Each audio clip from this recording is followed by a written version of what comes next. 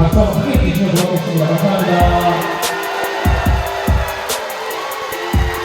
네, 여기가 뜨겁습니다. 네, 그래서 시간을 주기 위해서 서울에서도 많은 분들이 오신 걸로 알고 있고, 전남광주 특별 시민을 비롯해서 조선대학교 학생 여러분, 그리고 당원 여러분, 내일 여러분 함께 해주셨습니다. 다시 한번 귀한 시간 내주신 분들께 감사의 말씀 드리고요. 그럼 지금부터 호남일보 TV 개국 1주년 기념 특별 강연회 국민이 지킨 나라 민주적 국민 정당이라는 주제로 특별 강연회를 여러분의 박수와 함성으로 시작하겠습니다.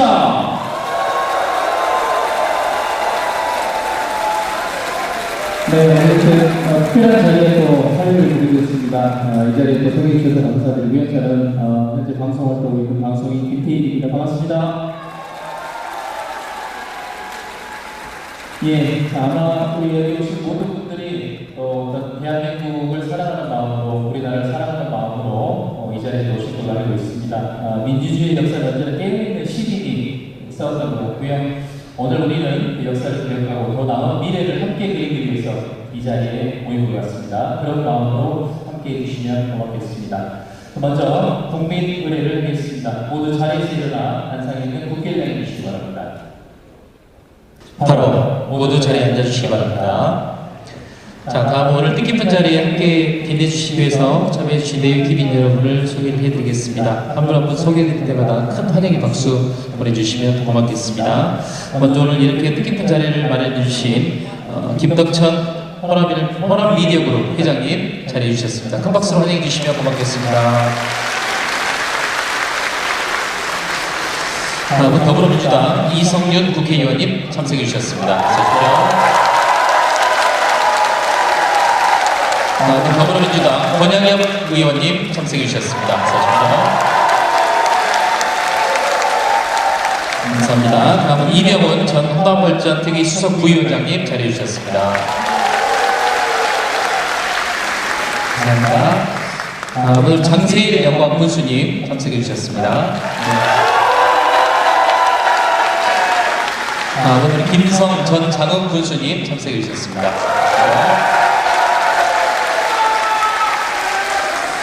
자, 그리고 이제 저희가 순서를 특별히 앞뒤 순서를 가지 않고 소개를 해드린다는 좀 양해를 좀 부탁드리고요. 너무 많은 내빈들이 오셔서 먼저 소개되고 늦게 소개된다는 의미가 없다는 거 미리 양해 말씀드리고 소개를 좀 해드릴게요. 우리 최은하 마포구 의회 의장님 자리해 주셨습니다. 감사합니다. 다음은 조연환 서울당원 주권시대 정청래 조직 특보단장님 함께해 주셨습니다. 다음은 신인영 광주 당원 주권시대 정청래 조직 특보단장님 함께해 주셨습니다. 다음은 윤정호 광주 당원 주권시대 정청래 조직 특보님 함께해 주셨습니다. 감사합니다. 김성식 전남 광주 통합특별시의원님 함께해 주셨습니다. 김우정 브레이브루의 부의장님 함께해 주셨습니다. 감사합니다. 서현희 브레이크처의원님 함께해 주셨습니다. 이정재 광주교대 이대 총장을 역임하시고 광주시민사회단체 총연합회 회장님 함께해 주셨습니다. 다음은 이재은 마포갑지역위원장님 함께해 주셨습니다.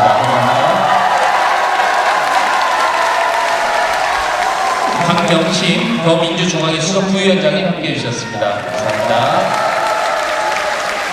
유홍열 민주당 정책위 부의장님 함께해 주셨습니다. 김성주 모치경로당 협의회장님 함께해 주셨습니다. 감사합니다. 명함을 또 한 장씩 다 주셔서요. 명함 보고 제가 소개해 올리겠습니다. 나주대학교 김수현 총장님 함께해 주셨습니다.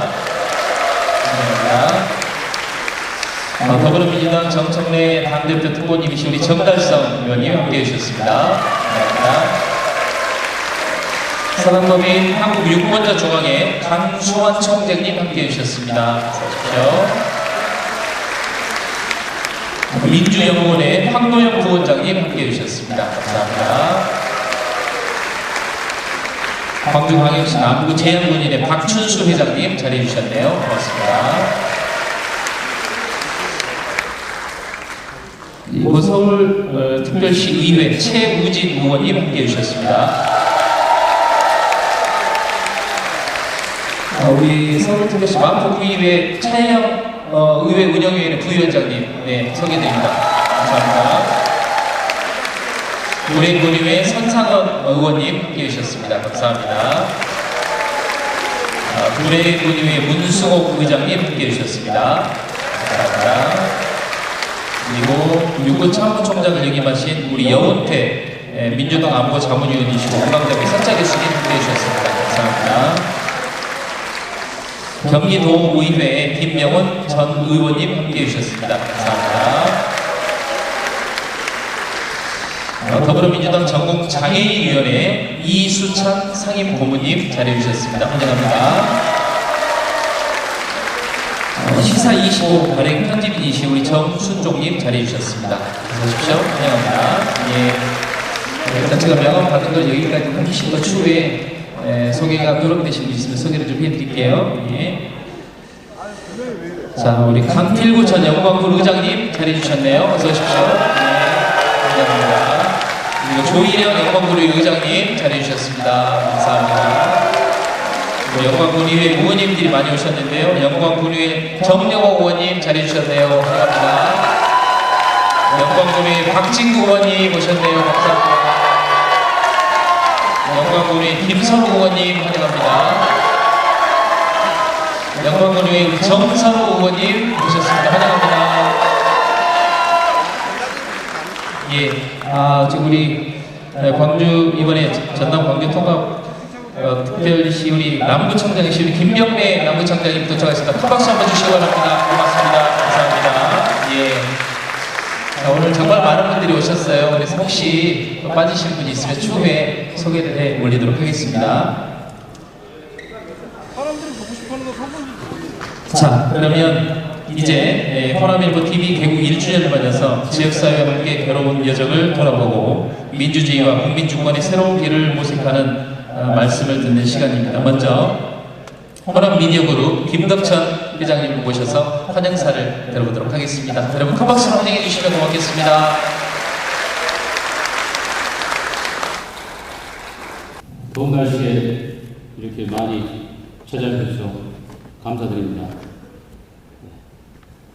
존경하는 대한민국 시민 여러분, 그리고 제 목요인 조선대학교 학생과 시민당원 여러분 반갑습니다.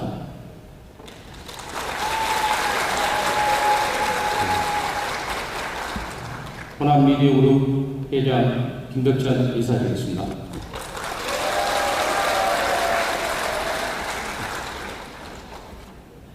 호남일보 미디어그룹은 창간 26년의 역사를 가진 종합일간지 호남일보 중심으로 호남일보 인터넷신문, 호남일보 TV, 호남몰, 호남골 매거진 등을 운영하는 광주 전남 기반의 종합 미디어 기업입니다. 먼저 바쁘신 가운데서도 호남일보 TV 개국 1주년 기념 특강 강연회에 함께 해주신 여러분께 진심으로 감사드립니다.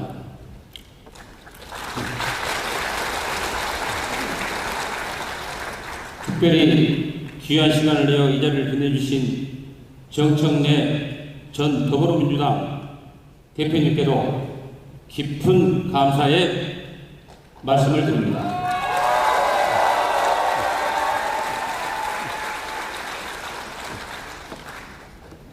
호남일보는 TV는 지난 1년 동안 지역의 목소리를 기록하고 시민과 함께 호흡하여 민주주의와 공동체의 가치를 지키는 언론이 되고자 쉼없이 달려왔습니다. 오늘 이 자리는 개국 1주년을 기념하는 자리를 넘어 대한민국 민주주의 현재와 미래를 함께 고민하는 뜻깊은 공론의 장입니다. 광주는 대한민국 민주주의의 심장입니다. 1980년 5월 광주의 시민들은 민주주의 인간의 존엄, 그리고 국민주권의 가치를 목숨을 걸고 지켜냈습니다. 광주의 희생과 연대는 대한민국 민주주의를 다시 일으키 세운 위대한 힘이었습니다. 오늘 우리가 누리는 자유와 민주주의 소중한 토대가 되고 있습니다. 5.18 정신은 결코 과거의 역사에 머무르지 않습니다. 불의에 침묵하지 않고 국민이 나라의 주인임을 행동으로 증명한 실천, 그리고 공동체를 위해 함께 책임지는 연대의 정신입니다. 우리는 그 정신을 기억하는데 그치지 않고 오늘의 민주주의 속에서 살아 숨쉬게 해야 합니다. 오늘 특별 강연은 국민이 지킨 나라, 민주적 국민전당 역시 광주정신과 깊이 맞닿아 있습니다. 민주주의는 국민이 주인일 때 더욱 강해지고 정당은 국민의 목소리를 담아낼 때 더욱 건강해집니다.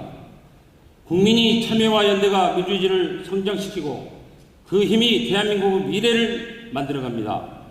호남일보와 호남일보TV는 앞으로도 광주와 호남이 지켜온 민주주의의 가치와 5.18 정신을 기억하고 해석하는 데 앞장서겠습니다. 지역사회와 시민 미래 시대가 함께 소통하며 더 나은 대한민국을 모색하는 책임있는 공론의 장을 만들어가겠습니다.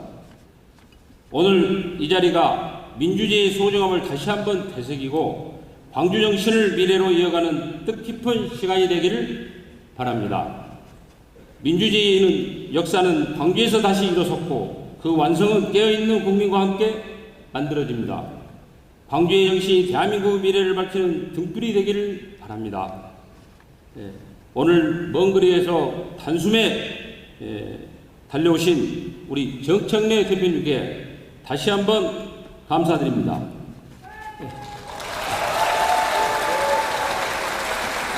그리고 내 친구 우리 영방 군수 우리 장세희 군수가 안 보이네. 그리고 우리 남구청장 우리 김병기 청장님도 오신 것 같고 아무튼 감사드립니다. 예.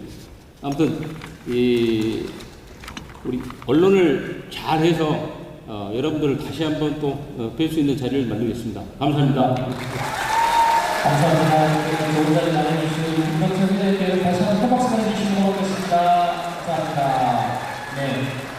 자, 이제 오늘 특별 강연자를 모시겠습니다. 오늘 강연을 맡아주실 정청래 전 더불어민주당 대표는 올해 정치 여정 속에서 민주주의와 국민주권, 당원 민주주의의 가치를 강조하며 대한민국 정치 발전을 위해 목소리를 내왔습니다. 오늘 자리는 국민이 지킨 나라, 민주적 국민 전망이라는 주제로 민주주의의 현재와 미래, 그리고 시민과 청년이 만들어갈 새로운 정치의 방향에 대해 깊이 있는 이야기를 들려주실 예정입니다. 자, 여러분, 정청래 전 더불어민주당 대표님 무대에 모실 때 여러분 전체 일어나셔서 큰 박수로 환영해 주시기 바라겠습니다. 전체 일어나셔서 우리 정청래 전 대표님을 모시겠습니다. 여러분 박수로 환영해 주세요.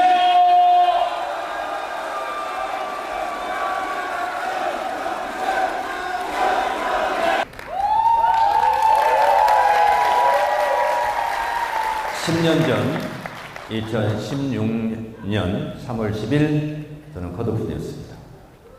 공천에 떨어졌습니다. 그런데 저는 공천 받은 사람들 도와달라고 총선 승리의 제물이 되겠다고 백의종군하고 총선 지원 유세를 다녔습니다. 근데 그리고 나서 거의 월화수목금 방송을 나갔습니다. 여러분 기억하실 겁니다. MBN 판도라, KBS 사사건건, YTN 라디오, MBC 라디오 등 거의 매일 방송에 나갔는데 방송만 나간 것이 아니라 강연을 그렇게 많이 다녔습니다.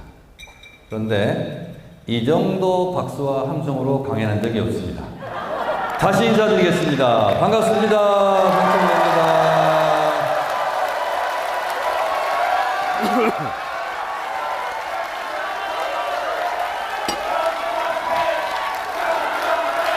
네.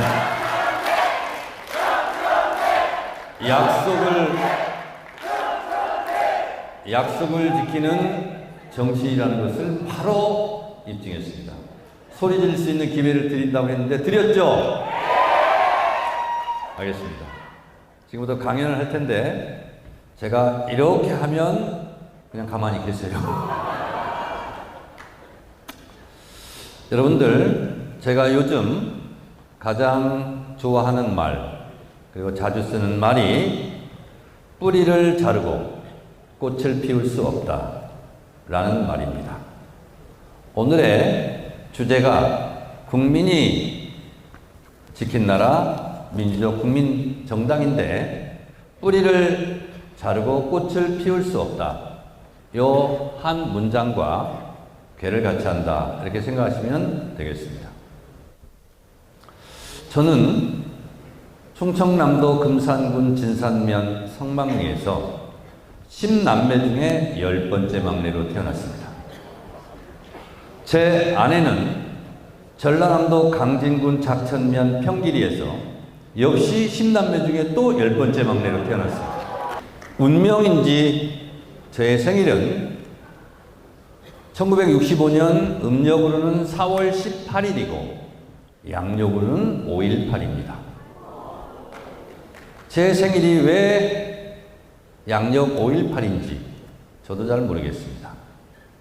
저희 어머니는 전라북도 완주군 운주면 삼북리에서 태어나서 16살 때 1살 어린 꼬마 신랑에게 얼굴도 모르고 이름도 모른 채 대둔산을 넘어서 40리를 걸어서 시집을 왔다고 했습니다. 저희 어머니가 1921년생, 살아계시면 107살, 아버지는 1922년생, 김대중 대통령은 1924년도더라고요. 옛날 분들이죠. 시집을 오는데 이제는 동네가 나올까 저제는 나올까 하는 게 계속 모퉁이를 도는데 마을이 안 나옵니다. 40리를 걸어서 산간 오지 마을에 도착을 했는데 그래서 마당에 연지곤지 찍고 혼례를 올리는데 너무 궁금하더래요. 어떻게 생긴 남자인지. 그래서 연지곤지 찍고 맞절을 하는데 너무 궁금해서 이렇게 쳐다봤더니 저하고 똑같은 남자가 서 있었답니다. 저희 아버지입니다. 저희 어머니는 18살 때 1939년도에 큰 형을 낳고 10번째 저를 낳았습니다. 그런데 호적에는 5남매 중에 막내 이렇게 되어 있습니다. 둘째부터 둘째, 셋째, 넷째, 다섯째, 여섯째 연거푸 돌만 지나면 홍역 알타가 죽고 홍역 알타가 죽고 다섯을 가슴에 묻었습니다. 아이가 죽으면 강보에 싸서 산으로 아버지가 묻으러 갑니다. 그 아기를 묻으러 가는 남편의 뒷모습을 보면서 우리 어머니는 얼마나 울었을까요? 연거푸 다섯을 그렇게 잃었습니다. 그런데 평생 어머니는 그 다섯 아이의 무덤을 모릅니다. 아버지가 가르쳐주지 않았다고 했습니다. 신혼 때 1940년 좀 넘어서 아버지는 강제징용을 끌려갔습니다. 강제징용을 끌려가는 남편의 뒷모습을 보면서 우리 어머니는 또 얼마나 울었을까요? 3년 있다 홋카이도 탄광에서 탄광 캐다가 목숨만 부지한 채 돌아왔는데 차비가 없어서 걸어왔다고 했습니다. 남루한 옷차림에 목숨만 건져 살아왔는데 그래도 뛸 듯이 기뻤답니다. 6.25가 터졌습니다. 저희는 대둔산 산기슭 산간 오지마을 초등학교 때 하늘을 그리라면 동그랗게 하늘을 그립니다. 평지가 거의 없습니다. 전쟁이 터지고 산골 마을이라는 것은 위험천만한 동네라는 뜻입니다. 낮에는 국군이, 밤에는 빨치산이 지배를 하는 그런 위험한 곳이었습니다. 저희 어머니는 무학입니다. 한글을 모릅니다. 그런데 별명은 변호사였습니다. 모르는 것 빼고 다 압니다. 저희 어머니가 굉장히 총명하신 분이었습니다. 낮에는 국군한테, 밤에는 빨치산한테 밥하라면 양쪽을 다 해줬답니다. 지금으로 치면 균형 외교입니다. 중립 외교부. 근데 하루는 빨치산들이 보기에 저 집은 국군 편을 더 든다 라고 생각을 했나 봅니다. 해가 뉘엿뉘엿지자 빨치산들이 총을 들고 저희 집을 찾아왔습니다. 그리고 아버지를 끌어내서 집 앞 바로 논바닥에서 동네 사람 다 불러 모은 상태에서 인민재판을 했습니다. 결과는 총살형이었습니다. 저희 동네에서 죽음의 골짜기라는 가장 깊은 골짜기로 아버지가 포박당한 채 끌려갑니다. 총살장으로 끌려가는 남편의 뒷모습을 보면서 우리 어머니는 또 얼마나 울었을까요? 그런데 웬일인지 아버지가 밤 10시 넘어서 돌아왔습니다. 거기에 끌려가면 걸어서 나온 사람이 없습니다. 아침에 시신 수습하러 갑니다. 근데 아버지가 돌아왔어요. 저희 어머니가 순간 기지를 발휘해서 신발 걷지 마세요. 그리고 자는 우리 큰형님을 깨워서 업고 솥단지 하나를 이고 아버지랑 4km 야간 행군을 합니다. 그리고 지서에 가서 자수를 합니다. 근데 지서에 가서 자수를 했더니 총살장에 끌려갔다 돌아왔는데 그러면 인민군 빨치산 뿌락지 아니냐. 그래서 자수를 받아주지 않았습니다. 날이 새면 이제 국군한테 총살을 당하는 겁니다. 어머니가 울며 불며 우리 남편 그런 사람 아니라고 보시라고 풀려나와서 자고 우면하고 망설이지도 않고 신발도 안 벗고 바로 자수하러 왔노라. 그래서 신발도 벗지 않고 자수하러 왔다는 것이 인정받아서 자수로 인정을 받아서 목숨을 부지했습니다.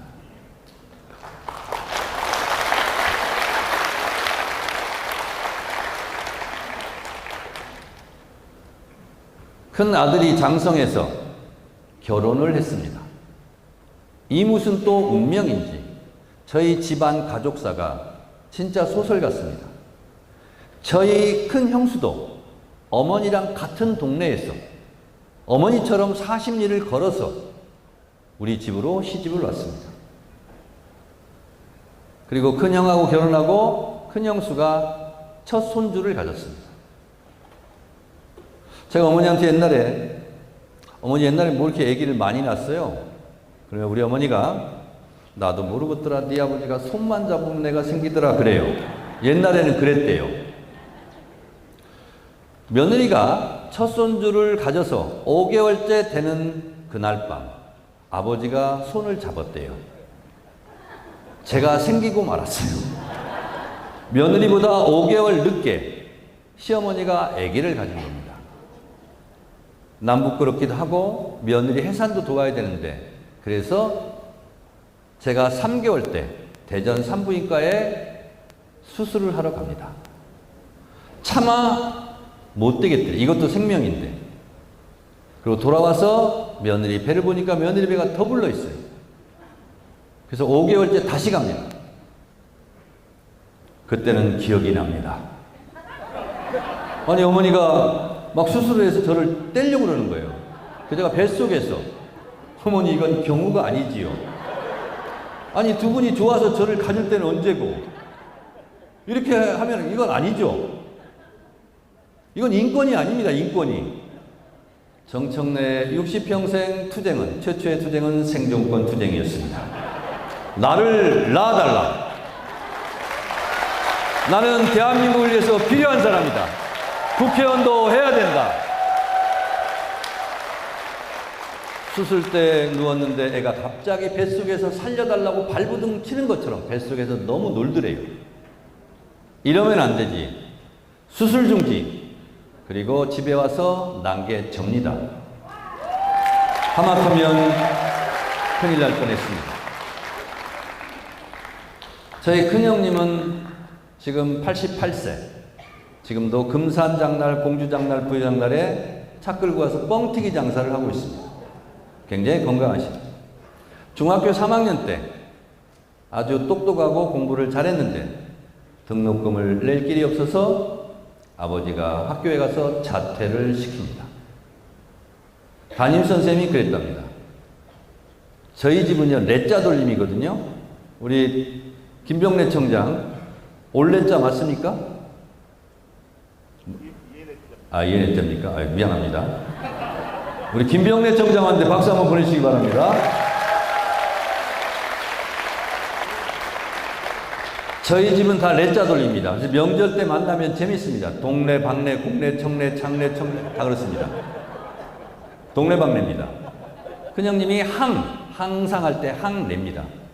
아버지가 가서 항내를 공부를 더 시키고 싶은데 등록금이 없어서 자퇴를 시키겠다니 담임선생님이 1년간은 등록금을 내가 내줄 테니 어떻게든 얘는 중학교는 졸업시키자 라고 했답니다. 근데 저희 집 가훈이 가오를 지키자 입니다. 그럴 수는 없다. 그래서 그 공부 잘하는 큰아들 첫째를 중퇴를 시키고 시계를 만들어주고 아버지랑 산에 나무하러 올라가는 뒷모습을 보면서 저희 어머니는 또 얼마나 울었을까요? 안 날려다 난 막내. 저는 토요일, 일요일이 싫었습니다. 화전민 출신인 우리 아버지, 할아버지 산에서 불을 지르고 그리고 불탄 것을 꽃갱이 하나 들고 와서 밭을 일궜습니다.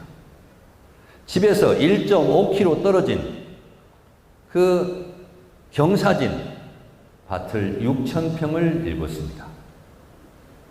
거기는 경운기도, 그때는 경운기도 없었고 오로지 운반수단은 지게밖에 없었습니다.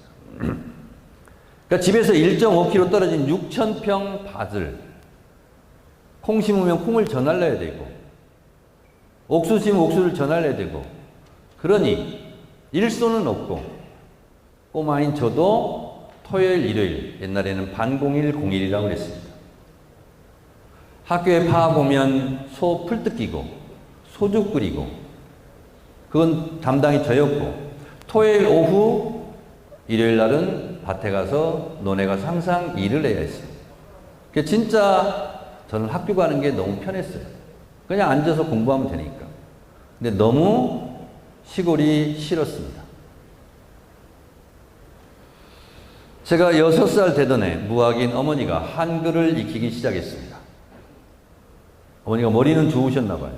1년 만에 한글을 띄고 숫자, 아라비아 숫자도 띄고 사칙 연산까지 어머니가 혼자 공부하셨습니다.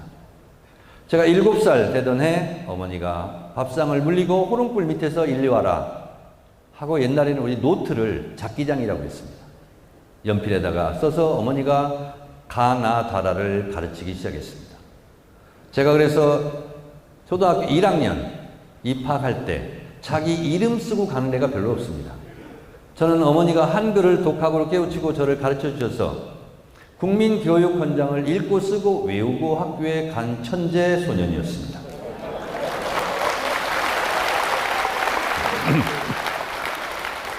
일곱 살 때 어머니한테 배워서 외웠던 국민교육헌장을 50년이 넘게 지난 지금도 외우고 있습니다.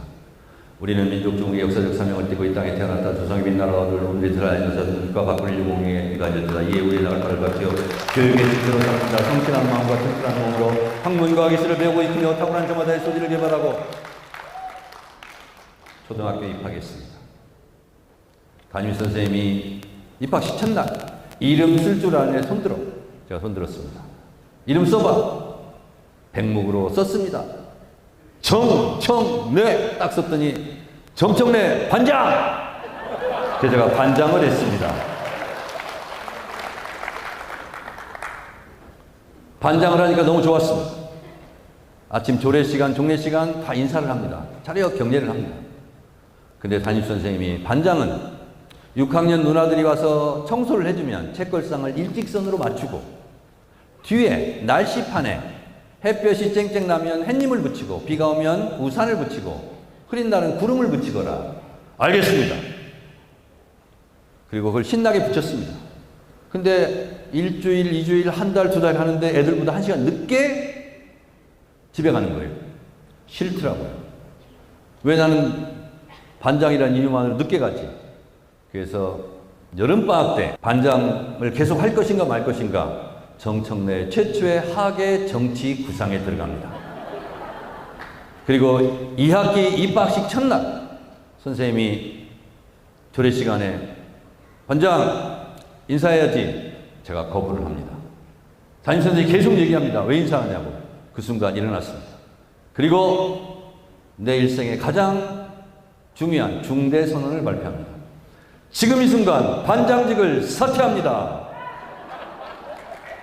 그랬더니 선생님이 지지 않고 곧바로 너는 미성년자라 자기 결정권이 없다. 엄마 모시고 와. 그래서 엄마한테 밭에 가서 어머니 저 반장 사퇴하고 왔습니다. 그랬더니 어머니가 감나무 가지를 꺾어가지고 야 이놈의 자식아 내가 너 반장 시키려고 얼마나 고생했는데 그걸 그만두냐 네 맘대로 고생을 못한다.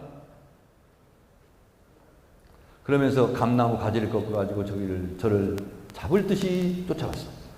제가 중학교 2학년 때 100m 13초 2에 뛰었습니다. 빠른 속도로 도망을 갔습니다. 집에 뒷동산에 가서 엎드려 있었습니다. 어머니가 해가 지고 부르기 시작합니다. 저희 동네는 산으로 다 에워싸기 때문에 부부싸움 하는 거 다 들립니다. 청래야 밥 먹으러 와라. 안 갑니다.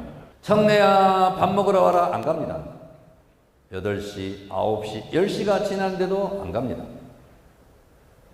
그랬더니 어머니가 울부짖고 아버지랑 같이 찾으러 다닙니다.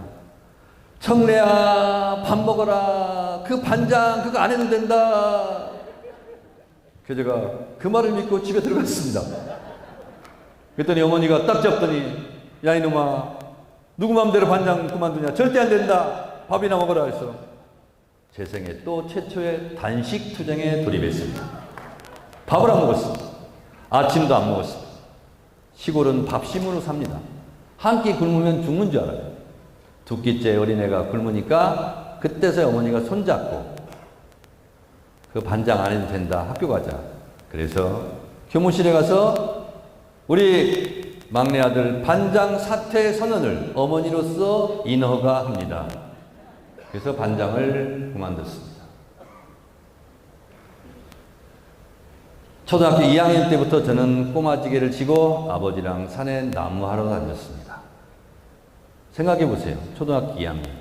겨울방학 때면 아버지랑 나무하러 갔는데 아버지는 3단, 저는 1단을 나무를 져서 날랐습니다.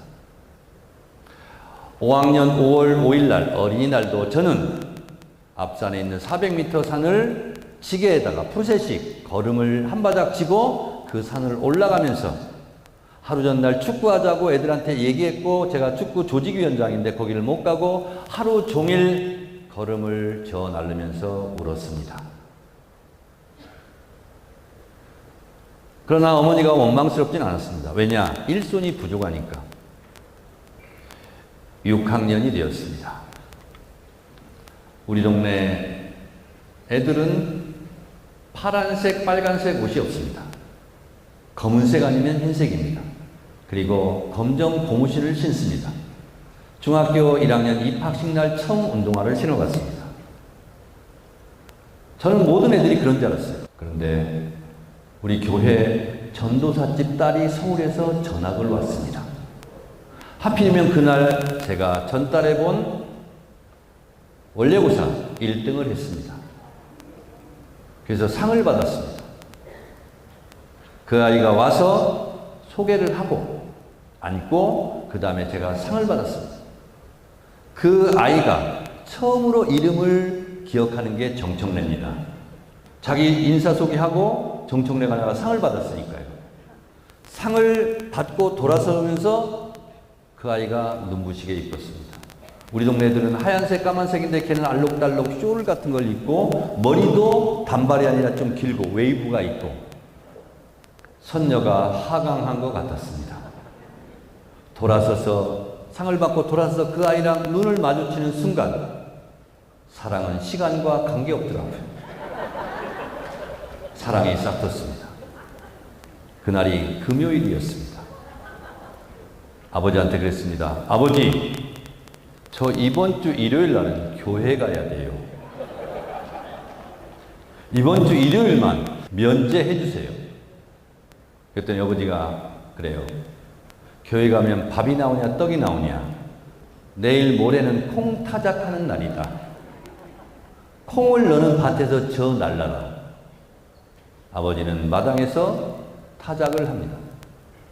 탈곡기로. 저는 아침 일찍부터 일어나서 콩을 저 날릅니다. 빨리 많이 지고 오후에는 놀아야 되기 때문에 한번 지고 일어나서 걸으면 못 일어날 정도로 콩줄기를 잔뜩 치고 집에 그걸 날라야 됩니다. 늦게 오면 안 됩니다. 아버지가 콩타작을 계속 해야 되기 때문에. 이 무슨 운명의 장난인지 교회가 끝났나 봅니다. 제가 콩을 잔뜩 치고 검정 고무신에 빡빡머리에 땀 삘삘 흘리고 추한 모습으로 우리 집을 가는데 교회에서 끝나고 걔가 개울가로 오고 있고 저는 걔를 향해서 걸어가고 지게를 지고 가고 있습니다. 제발 내 앞으로 오지 않았으면 좋겠는데 그 아이가 걸어오고 저는 콩줄기 지게를 지고 그 아이 앞을 갑니다. 근데 그 순간 바람이 불었어요. 그리고 지게가 기울기 시작했습니다. 작대기로 버티면서 안 넘어지려고 노력하다가 바로 그 아이 코앞에서 꽈당 넘어지고 말았습니다. 너무너무 창피했어요. 그래서 이마를 땅에 대고 개구리처럼 납작 엎드렸습니다. 나의 추한 모습을 보여주고 싶지 않았어요. 근데 그 아이가 착했나 봅니다. 다친 줄 알고 엎드려 있으니까 어깨를 툭툭 치면서 너 정청래지?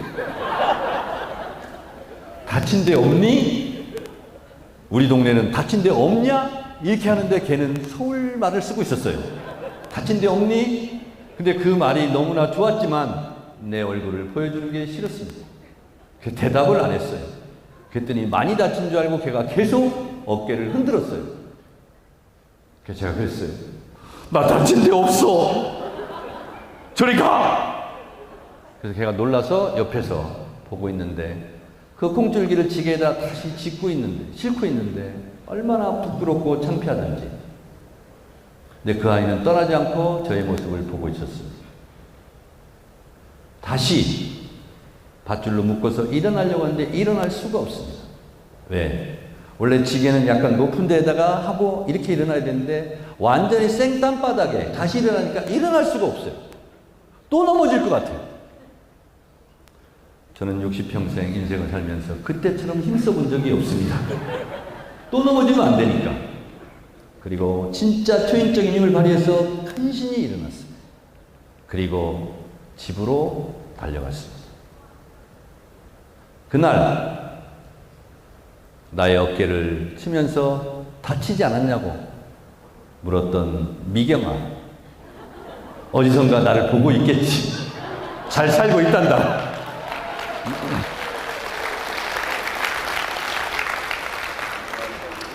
저희 동네는 고등학교 졸업이 최고 목표의 엘리트 학벌입니다.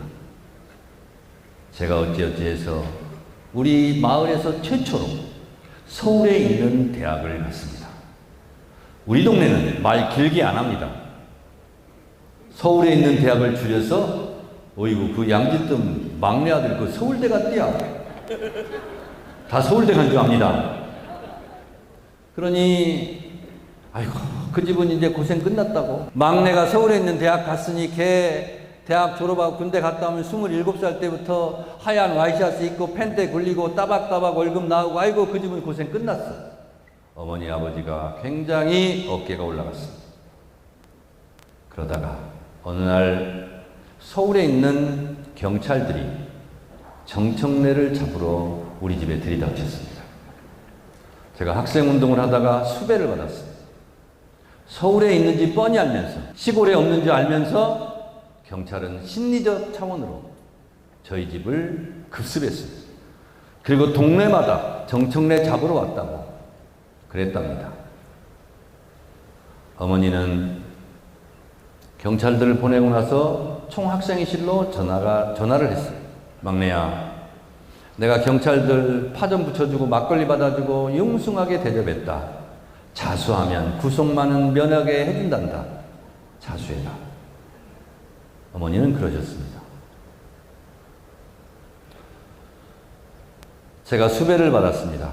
제가 수배를 받은 이유는 1988년 6월 2일 건국대학교 88 공동올림픽쟁팀이 조국의 자주적 평화통일을 위한 특별위원회 위원장으로 제가 취임한 날 수배를 받았습니다.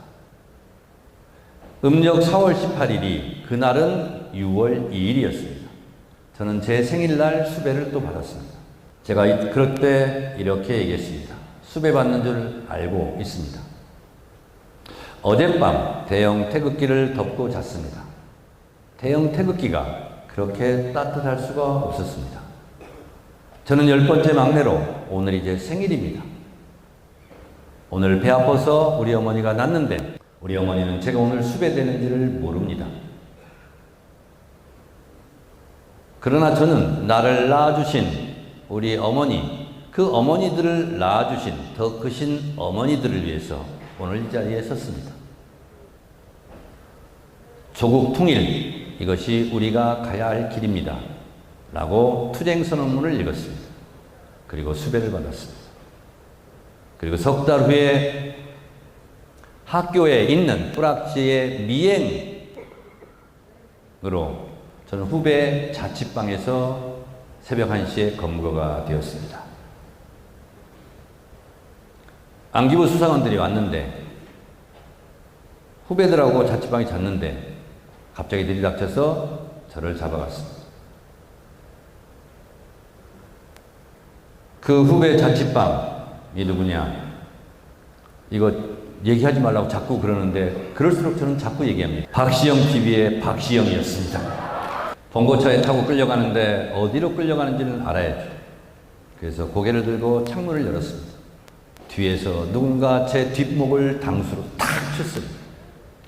그 사람들은 고문기술자고 폭행기술자입니다. 한 대를 맞았는데 고개를 들 수가 없습니다. 그리고 끌려갑니다. 혁대를 푸릅니다. 그리고 을지로 어느 매쯤 호텔인데 지금도 저는 그 호텔이 어딘지 모릅니다.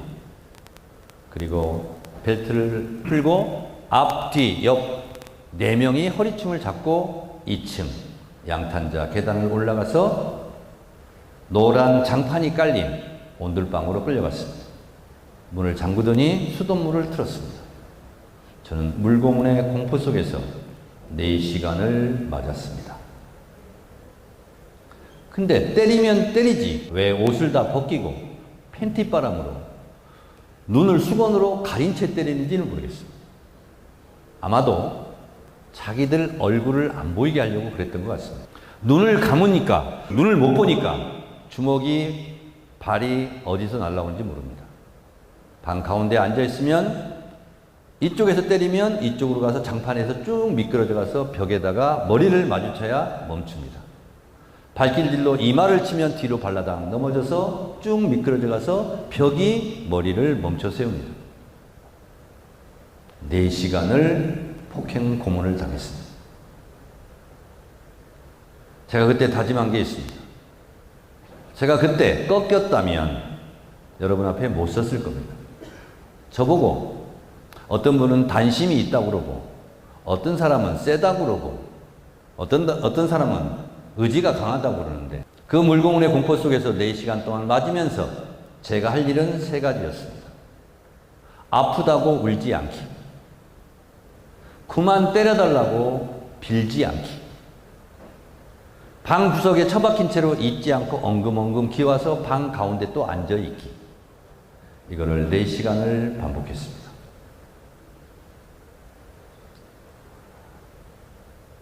언론에 이렇게 보면 가끔 가짜뉴스 이런 게 많이 나오잖아요.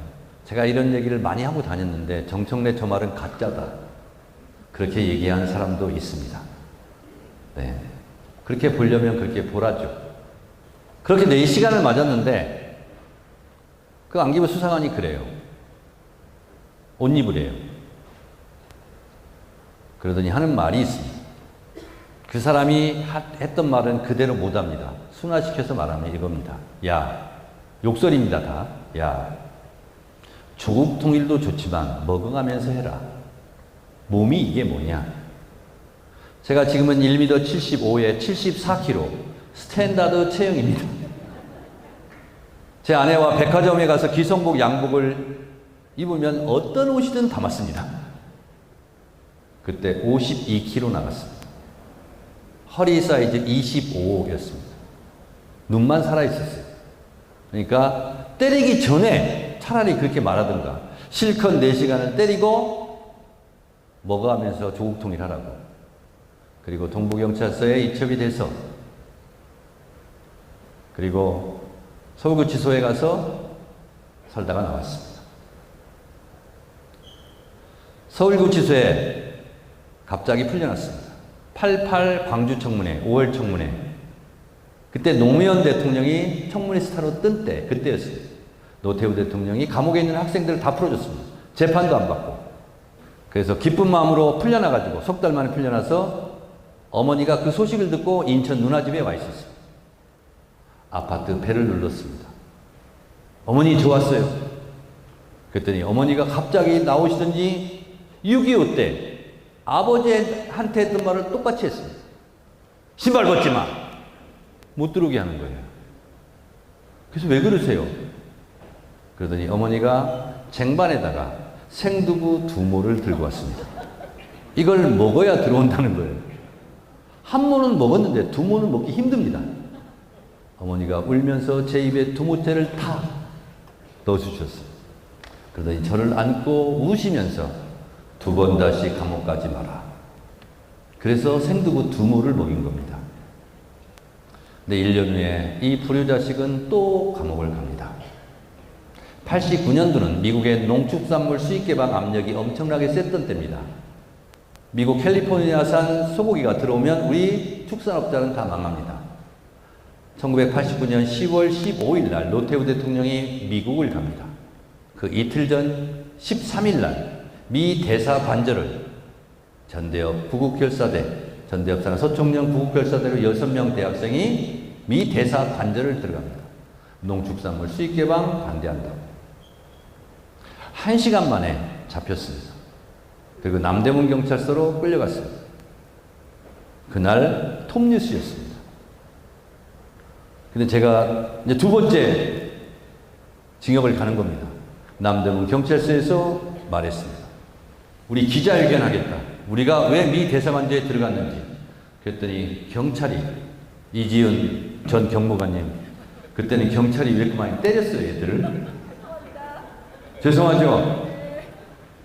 기자회견 한다니까 막 쌍욕을 하면서 저한테 뒤통수로 와서 탁 쳤어요, 경찰이. 그러더니, 너 왜 이래? 너 많이 다쳤네? 그래서 제가 이렇게 뒤통수를 봤어요. 그랬더니 피가 떡이져서 응구 가져가서 한 움큼 피가루가 잡혔습니다. 진압당할 때 정경의 방패로 찍혔어요. 그래서 제가 단식 투쟁은 할 수 있는데 삭발 투쟁은 불가능합니다. 여기에 정수리에 방패로 찍혀서 10바늘을 꿰맸습니다. 그리고 뒤에 있는 남대문 경치에 있는 한독병원이라고 하는데 거기에 병원을 가는 겁니다. 근데 왠지 병원을 가다가 자꾸 뒤를 돌아보고 싶어요. 뒤를 돌아봤습니다. 서울역 전광판에 긴급 속보가 나옵니다. 대학생 6명 한때 미 대사관저 점거 됐다, 성공했다. 너무너무 기뻤습니다. 그리고 병원에 가서 머리를 깎고 요만큼 깎고 10바늘 꿰맸습니다. CT도 찍고 했습니다. 그때 의사 선생님이 이렇게 얘기해요. 머리를 많이 다쳤는데 머리는 정상이다. 그리고 붕대를 감고 왔습니다. 그리고 텔레비전 MBC 뉴스에 지금도 그 기사 찾아보면 나옵니다. 빼짝 말라가지고 그걸 둘째 영수가 봤나 봅니다. 어머니가 충격받을까봐 시골에 가서 일주일 동안 텔레비 뉴스를 껐답니다. 추석 때도 안 오지, 설 때도 안 오니까 어머니가 촉이 빨라요. 설날 며느리를 앉혀놓고 너 솔직히 말해라. 몇 달 전에 와서 이상한 짓거리 하던데 텔레비도 끄고 막내 어떻게 됐지? 그랬더니 어머니 사실은 막내 서방님 서울구치소에 있어요. 그리고 어머니가 그 다음날 서울구치소로 면회를 오셨습니다. 저는 그때 그냥 평범하게 살지 않았습니다. 서울구치소 옥중투쟁위원장을 하고 있었습니다. 재수자들의 인권 이런 거 하면서 항소이유서 탄원서 써줬습니다. 변호사 못 사는 사람들, 국선 변호사들. 그래서 제가 무기징역 받은 사람 15년 감형도 제 탄원서 때문에 된 사람도 있습니다.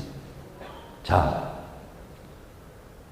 옥중투쟁 어머니가 시골에서 면회를 왔습니다. 교도소장이 특별 면회를 허락했습니다. 그래서 1시간 손잡고 하는 면회입니다.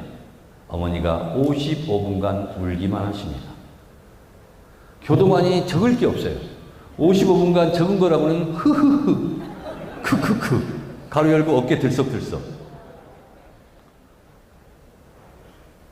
5분 남았다고 교도관이 그랬어요. 5분에 가셔야 된다고. 무슨 말씀이라도 하셔야죠. 어머니가 일어나서 가시면서 이렇게 말씀하셨습니다. 막내야, 삼시세끼는 꼬박꼬박 챙겨 먹어라. 나 간다. 그리고 보안과 앞마당, 30-40m 되는 보안과 앞마당을 비쩍비쩍 걸어나가십니다. 저는 죄수복을 입고 어머니가 한번 돌아보면 인사를 드리려고 울면서 서 있습니다. 어머니가 철문을 딱 잡더니 잠깐 망설이더니 뒤돌아보지 않고 그냥 나가셨습니다.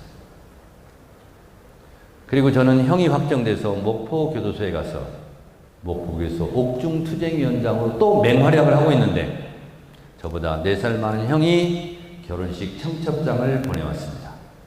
너 석방되면 결혼식 올리려고 했는데 2년간은 못 기다리겠다. 결혼식을 올리기로 했다. 그러면서 청첩장을 보내왔는데 나는 구속되어 있어서 해방감을 맛보고 있는데 결혼식장도 하필이면 수원 해방교회에서 한다고 했습니다. 거기까지는 좋았습니다. 추신, 어머니가 못 걸으신다. 매일같이 걷게 해달라고 우신다. 너 나올 날만을 기다리고 있다.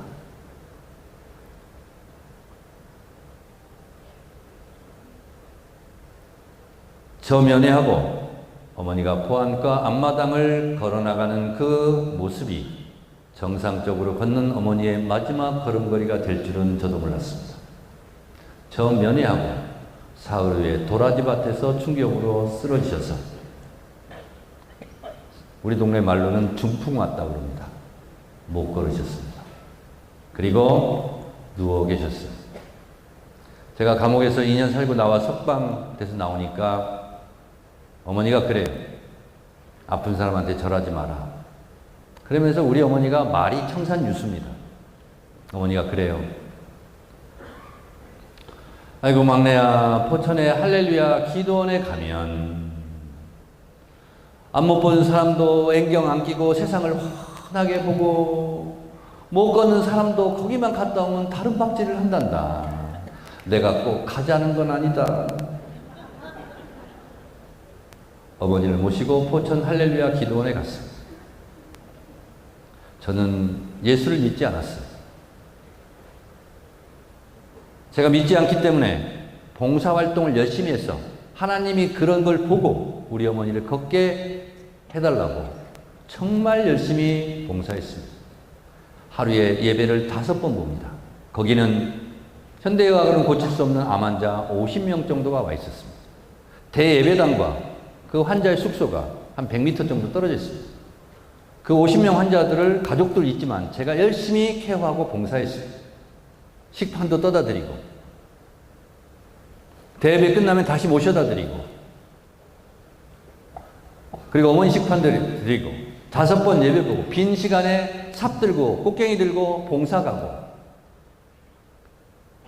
그러면 오늘 한 분이 돌아가셔요. 그분을 보내드립니다. 그러면 내일 한 분이 또 입소를 합니다. 오늘 두 분이 가시면 내일 두 분이 입소를 합니다. 그렇게 한 달 동안 많은 분들을 보내드렸고 많은 분들을 또 맞이했습니다. 근데 그 암 환자분들은 젊은 사람이 와서 고생하니까 그분들이 감사 표현을 뭘로 하냐? 식판을 갖다 드리면 본인이 숟가락으로 저한테 밥 한 술 입에 넣어주는 겁니다. 근데 제가 그걸 어떻게 안 받아 먹어요? 암은 전염병이 아니잖아요. 그럼 우리 어머니가 저쪽에 누워 계시다가 일어나가지고 어머니가 또 교양은 있으니까 그거 먹지 말라고 하면 그 환자가 또 민망할까봐 말은 안 하고 저를 눈이 마주치면 얼굴 표정으로 얘기합니다. 그거 먹지 말라고 먹지 말라고 눈이 마주쳐요. 어머니 막 먹지 말라고 먹지 말라고 어떻게 안 먹습니까? 저걸 받아 먹습니다. 그리고 어머니한테 옆에 가면 어머니가 막 꼬집으면서 이 아내무 자식아 그거 먹으면 어떡하냐고 병 걸리면 어떡하냐고.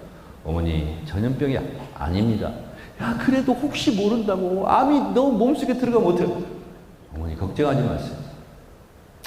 그렇게 한 달을 살았습니다. 2시간 이상 자본 적이 없습니다. 봉사활동하느라. 한 달 동안 10kg 이상이 빠졌습니다. 한 달쯤 됐을 때 어머니가 막내야 이리 와봐라 앉아라. 나 살자고 너 죽이겠다. 엄마는 못 걸어도 좋다. 집에 가자. 그리고 그 이후로 한 번도 걷게 해달라는 말씀을 안 하신 우리 어머니. 장병에 효자 없습니다. 우리 며느리들 계시죠? 어머니가 6년을 누워 계셨는데 큰형님 댁에 1년, 작은형님 댁에 1년, 또는 6개월 이렇게 다닙니다. 기간이 되면 딱 모셔러 가는데 그게 안 될 수 있잖아요. 어머니가 제가 가면 며느리 못 들어오게 합니다. 손녀 못 들어오게 하고 저만 옆에 잘해요. 그러면 제가 어머니 1박 2일 동안 제가 몸을 닦아드립니다. 하루는 형님 댁에 갔는데 형님끼리 약간 부부싸움도 아니고 말소리가 옆방 어머니가 들었어요. 아니 형님 댁에 빨리 모시고 가야 되는데 왜 뭐 아직도 소식이 없고 막 이런 불편한 얘기를 한 거예요. 어머니랑 저랑 들었어요. 제가 어머니 얼굴을 쳐다볼 수가 없었어요.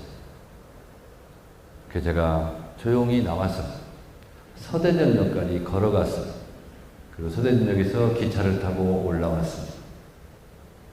그 다음날 형수님한테 전화가 왔어요. 수박님 너무 미안하다고 들리는지 몰랐다고. 그래서 제가 형수님 제가 그래도 2주에 한 번씩은 내려가겠습니다. 그래서 그 다음부터는 2주에 한 번씩 내려가서 어머니 옆에서 1박 2일 어머니를 간호했습니다. 강연할 때 제가 이 얘기를 꼭 하는데 어머니가 처음에는 불편해했어요. 저도 그래도 남자잖아요. 대소변을 제가 받아내고 그리고 세수대에다가 물 수건 짜가지고 어머니 몸을 다 닦아드립니다. 근데 어머니가 처음에는 쑥스러워하고 민망하고 그러니까 할 말이 없었는지 우리 어머니가 계속 그랬어요. 여기 옛날 분들은 아실 겁니다. 아이고 막내야 내가 옛날에 참 젖이 좋았다. 젖이 좋았다. 나는 젖동량 안 시켰다. 우리 어머니 자부심이었습니다.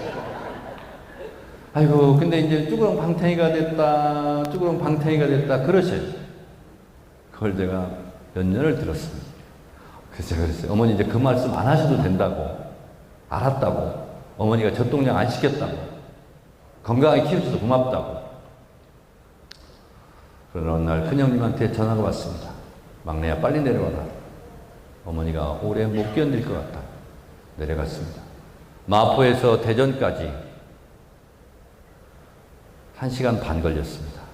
지금은 2시간 반 정도 걸립니다. 시속 180km로 갔습니다. 혹시 어머니 마지막 모습을 못 볼까? 갔더니 어머니가 기다리고 있었습니다. 어머니가 눈을 감고 못 떠요. 그러니까 소리는 듣는다면서요. 큰형님이 어머니 귀에 대고 어머니가 그렇게 이뻐하는 막내가 왔습니다. 눈 좀 떠보세요. 저는 무릎을 꿇고 어머니 눈을 보고 있습니다. 그랬더니 기적처럼 어머니가 그 무거운 윗 눈꺼풀을 밀어 올려서 저를 보셨어요. 그러더니 좌우로 한 번, 아래 위로 한 번, 저의 눈동자를 마주치고 눈을 뜬 채 돌아가신 우리 어머니.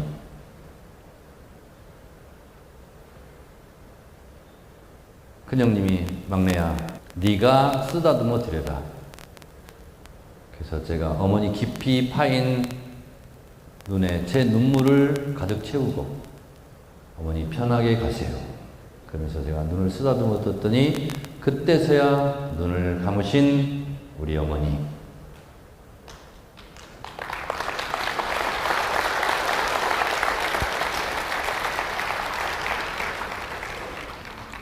저는 초등학교 때부터 지금까지 존경하는 인물을 써라 그러면 박순분 이렇게 씁니다. 저를 낳아주시고 길러주신 우리 어머니 박순분 여사를 저는 사랑하고 존경합니다.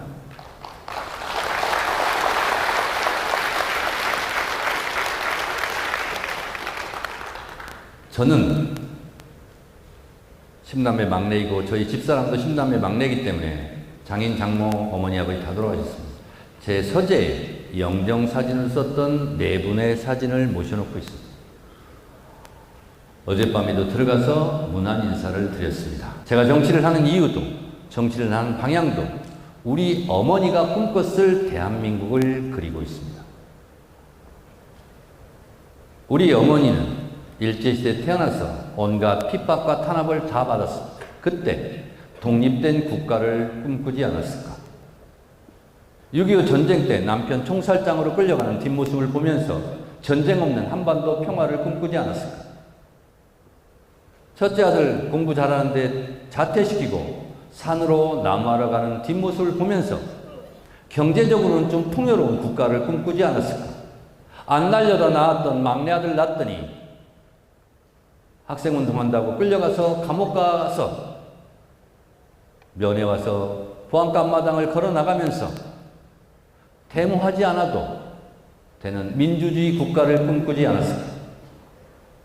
제가 정치하는 이유이자 정치하는 방향입니다.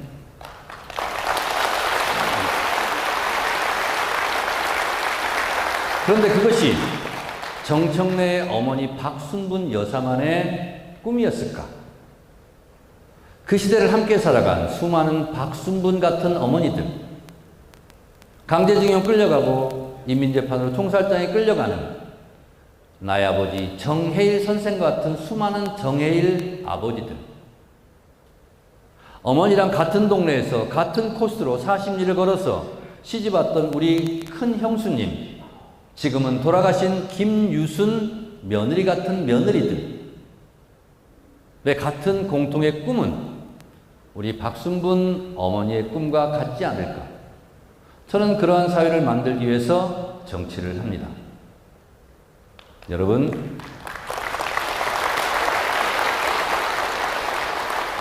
지금부터 본론을 말씀드립니다. 제가 처음에 뿌리를 자르고 꽃을 피울 수 없다고 했습니다. 우리 일상의 가족도 할아버지가 없으면 아버지가 없고, 아버지가 없으면 아들, 딸이 없고, 아들, 딸이 없으면 손자, 손녀가 없습니다. 다 이어집니다. 정치도 마찬가지고 민주주의도 마찬가지입니다. 하늘에서 뚝 떨어지는 것이 민주주의가 아닙니다. 우리는 보통 평등 직접 비밀 투표권을 얻기 위해서 수천 년 동안 피 흘려 싸웠습니다. 민주주의는 피를 먹고 자라는 나무라고 그랬습니다. 역사를 좀 좁혀서 우리 민주당의 역사를 보면 김대중이 없었으면 노무현이 없었고, 노무현이 없었으면 문재인이 없었고, 문재인이 없었으면 이재명이 없습니다.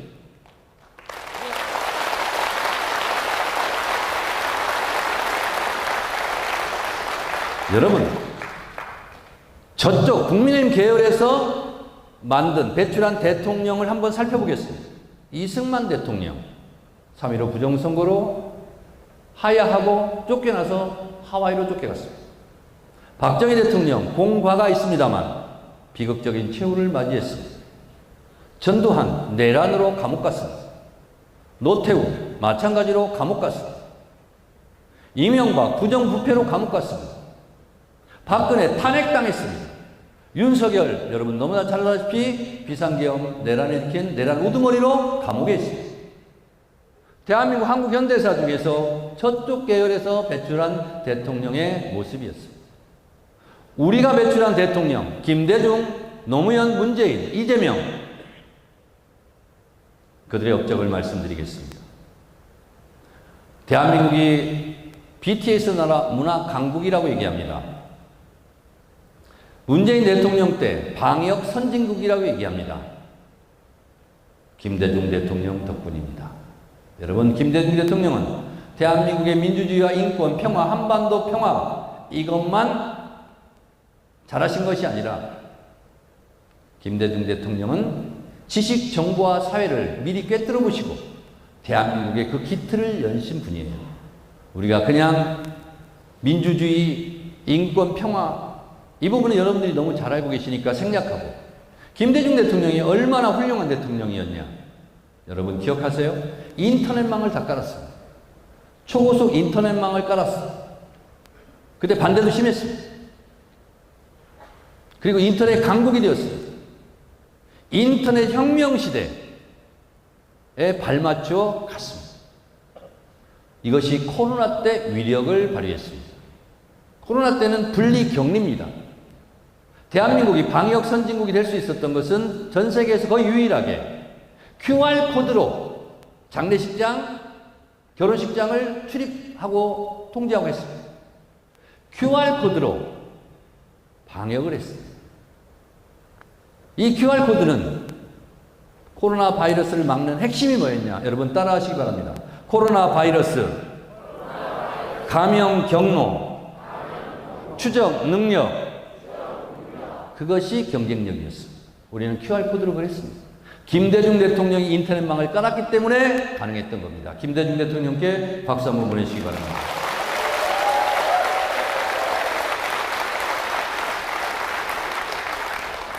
김대중 대통령이 집권하자마자 문화예술 정책에 대전환을 합니다. 그리고 문화예술 정책의 지원금을 3배 정도로 늘립니다. 그리고 지원을 하되 간섭은 하지 마라. 대한민국 국가 경쟁력은 대한민국 국민이다. 대한민국 문화예술인들의 창의적 상상력을 가위질하지 마라. 마음껏 작품 활동하게 해라. 그래서 나온 영화가 JSA 웰컴 투 동막골입니다. 그때 만들어진 말이 한류입니다.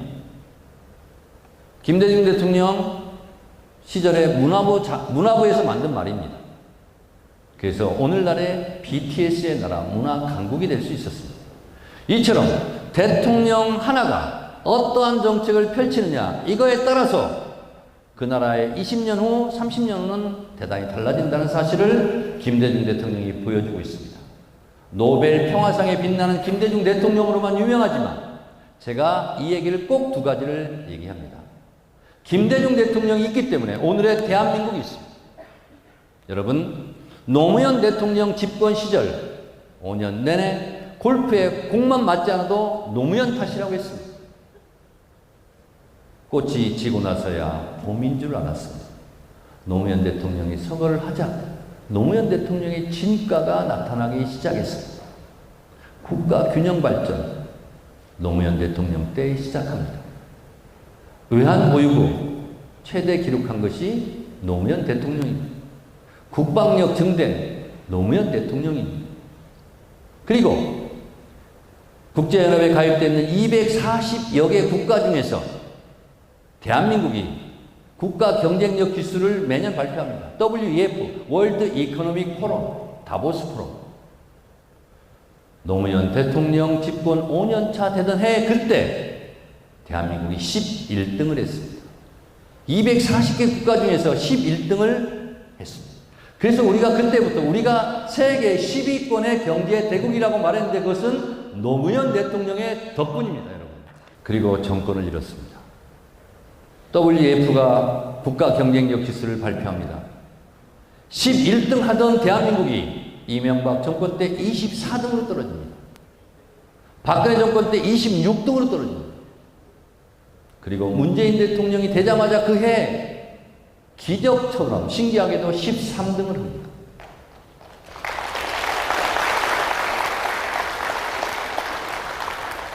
그리고 코로나 때문에 국가 경쟁력 지수를 발표하지 않습니다.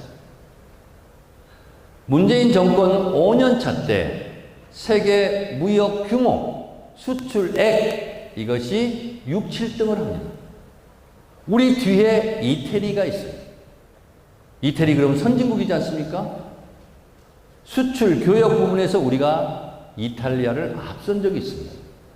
그리고 윤석열 정권 3년 동안 얼마나 망가졌느냐. 윤석열 정권 1년 후에 IMF에서 200개 국가를 대상으로 국제 무역 수지 등수를 발표했습니다. 우리가 흑자 국가였어요.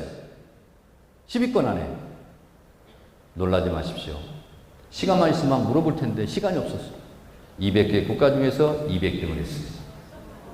북한이 110등권이었어요. 이렇게 망가뜨렸습니다. 왜 나토에 가서 중국을 욕하죠?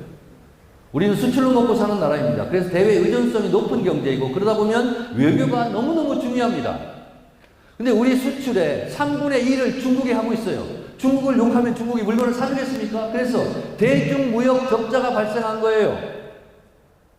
우리는 미국에게는 정치를, 중국에게는 경제를, 균형 외교를 펼쳐야 되는 거예요. 윤석열은 우리 어머니도 6.25 때 균형 외교, 중립 외교를 했잖아요. 우리 어머니보다 한참 떨어져요. 그리고 다 아시는 것처럼 12상 비상계엄으로 윤석열은 감옥에 있습니다. 그리고 빛의 혁명으로 이재명 정부를 출범시켰습니다. 여러분, 제가 김대중 대통령 얘기했습니다. 인터넷 혁명을 적극적으로 포지티브하게 맞이해야 했다.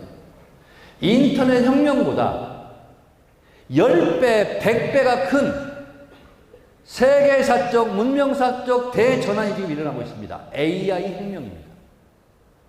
여러분, 이재명 대통령 좋아하시죠? 이재명 정부 성공을 바라죠? 그러면 적어도 이거 하나는 알아두세요. 이재명 정부의 경제 주요 정책, 여러분 1분 안에 제가 가르쳐 드릴게요. 여러분 금방 알아들을 수 있습니다. 자, 따라하세요. A, B, C, D, E. 따라해봐. A, B, C, D, E, F. A는 AI입니다. 그래서 우리가 AI 3대 강국이 목표입니다. B는 바이오입니다. C는 컬처, 문화산업. D는 디펜스, 방위산업. E는 에너지입니다. F는 제조업입니다. 이것이 대한민국이 나아갈 길입니다.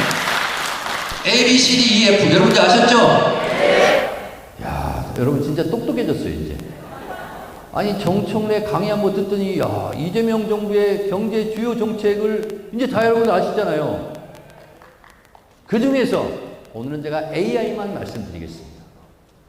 여러분, 이곳 서남권 광주에 호남에 AI 혁명 기지가 들어섭니다. 여러분, 진짜 잘 들으세요. 앞으로는 이전에 볼 수 없었던 새로운 신세계가 열려요. 지난 2분기 삼성전자의 영업이익, 반도체 이런 거 다 팔고 나서 벌은 돈이 얼마인지 아세요? 우리나라 국가예산이 730조입니다. 엄청 큰 규모예요. 2분기 삼성전자 회사 하나가 벌어서 남은 이익, 영업이익이 107조 원이에요. 왜 안 놀래요? 왜 안 놀래냐고. 올해 300조를 번대요. 삼성전자 하나에서. 그런데 삼성전자가 그럼 얼마나 벌었느냐? 작년까지 번 영업이익이 300조가 안 된대요. 수십 년간 삼성전자가 번 영업이익을 올 한 해에 다 달성하는 거예요. 왜 그러냐? 반도체가 엄청 팔려요. 반도체는 없어서 못 팝니다, 지금. 제가 얼마 전에 SK 관계자 만났어요, 핵심. 놀랍습니다. 왜 그런지 아세요? AI 때문에 그래요. 예를 들면, 우리가 휘발유 넣는 자동차 있잖아요. 여기는 반도체가 한 1000개 정도 들어간다면, 자율주행 자동차 있잖아요. 여기는 뭐가 자꾸 들어가야 되잖아요, 시스템이. 반도체가 3배가 더 들어간대요. 3,000개. 그래서 반도체 사러 오는 거를 다 못 해준대요, 지금. 못 만들었어. 여러분, 젠슨왕 그러잖아요, 젠슨왕. 갑자기 컸잖아요. 우리가 구글, 아마존 얘기하는데 갑자기 엔비디아예요. AI 때문에 그래요. 근데 제가 뿌리 없이 줄기 없고 줄기 없이 열매 없다고 그랬어요. 여러분, 왜 광주 전남에 반도체 클러스터 여기에 800조가 투자되는지 아세요? 여러분, 문재인 대통령 덕분입니다. 문재인 대통령 때 풍력, 태양력 이걸 여기다 전남에 많이 깔아놨어요. 광전남에. 왜냐? 우리가 보통 반도체 클러스터 그러는데 AI 혁명 그러면 3가지를 얘기합니다. 반도체, 피지컬 AI, AI 데이터 센터. 이거 들어보셨죠? 이게 다 뭐가 필요한지 아세요? 전기하고 물이 필요합니다. 근데 아리백 들었죠? 아리백. 이것도 시간 나면 막 물어봐야 되는데, 권양의 모한테도 막 물어보고 해야 되는데, 진짜 아는지. RE가 무슨 뜻이냐? 권투하는 RE가 아니에요. 리사이클 에너지입니다. 에너지 재활용. 100은 100%. 이게 무슨 뜻이냐? 지구 온난화 기후 환경 때문에 앞으로는 석탄을 떼서 전기를 만들어서 그 전기를 이용해서 공장을 돌려서 만든 제품은 안 사요. 유럽에서 2030년이 넘어가면. 그럼 어떻게 되겠어요? 무공해 식품, 물론 먹는 것처럼 전기를 만들 때도 석탄을 떼서 만든 전기는 사용하면 안 돼요. 뭘로? 재활용된 바람이나 햇빛이나 이런 걸로 돌려서 만든 전기를 사용해서 만든 제품만 사겠다는 게 EU, 유럽입니다. 전 세계가 그렇게 하고 있어요. 그래서 아리백 이것 때문에 재생에너지, 무공해 환경에 적합한 에너지를 만들어야 되잖아요. 문재인 정부 때 그걸 광주 전남 쪽에 많이 깔아놨어요. 김대중 대통령이 인터넷 까는 것처럼.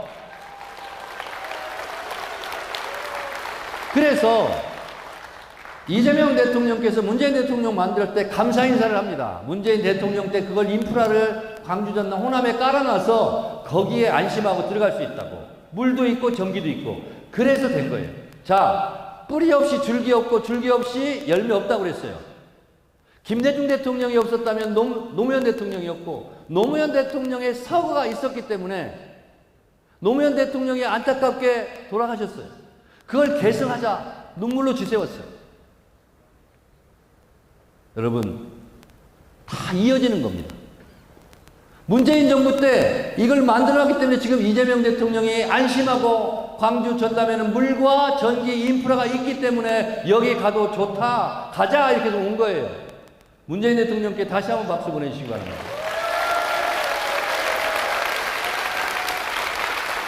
그런데 저보고 뭐 언론에서 뭐라고 하더라도요, 제가 말씀드립니다.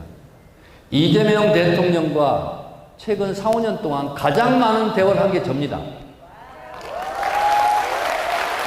저는 자부합니다. 이재명 대통령을 가장 잘 알고 있고, 이재명 대통령이 무슨 생각을 하고 있고, 이재명 대통령이 개인적인 취미는 뭐고, 웃을 때 어떻게 웃고, 밥을 먹을 때는 어떻게 먹고, 많이 합니다. 이재명 대통령은요, 제가 대선 때 페이스북에 썼습니다. 곁에서 본 이재명. 여러분, 이재명 대통령이 당대표 때 옆자리 짝꿍이 누구였어요? 저였죠? 체포 동의안이 첫 번째, 두 번째는 가결됐고 첫 번째는 부결됐어요. 근데 무효표를 계산하라고 1시간 동안 발표를 못하고 있어요. 전 국민이 관심을 갖고 귀추가 주목돼요. 제가 옆자리 짝꿍이었어요. 이재명 대표한테 제가 귓속말로 얘기했어요. 온갖 카메라가 지금 무효표 계산 1시간 하는데 이재명 대표 지금 얼굴 지금 사진 찍고 있다. 당당하게 보이죠. 그래서 제가 귓속말로 했습니다. 대표님, 눈동자도 움직이지 마시고 앞만 보세요. 저는 이재명 대통령과 지냈던 그 몇 년 동안 제일 기억에 남는 장면이 내란 때가 아니에요. 첫 번째 체포동의안이 그때는 부결됐어요. 몇 표 차이로. 부결되는 거야, 가결되는 거야, 1시간 동안 무효표 개설하고 있는 그 1시간이 저는 가장 기억에 남습니다. 그때 어떤 심정이었겠어요?